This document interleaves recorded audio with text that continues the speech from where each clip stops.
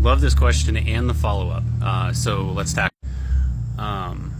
Sorry, I'm waiting for the HVAC guy and thought I saw him. So how close to 500 is in there though?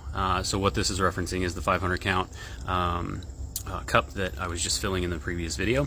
And so for me, it's at least 550, if not more. So what I do with my cups is, and within my colony is, I'm going to take a count. I'm going to manually count out, hand count out 100 in multiple batches to get an average. So sometimes I'll do that 10 times, sometimes I'll do it 20 if I'm getting a real mixed average in the beginning. But if it's steady at a certain number, I'll do 10 and then we're done. So then we have our average of what 100 weighs. I'll multiply that out to get, so in this case 500, multiply that 100 average by 5, then I'll add 10%. So that gets extra in there and accounts for any potential variance. So that's how I do my counting within my colony. So to your second comment about you get 35 count containers in at a local pet store and maybe 15 to 20 are in there. Lots of different things that could be happening there. And so if we assume positive intent that whoever's filling those cups is filling them appropriately when they start, maybe somebody's down on their luck and needed to feed one of their reptiles and maybe snatched a few out of that container.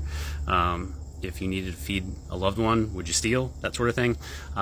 Potentially cannibalism, I don't know if that's as likely because cannibalism in the sense that the mealworms eating themselves. That's potentially happening if they're not refrigerated and if they run out of feed.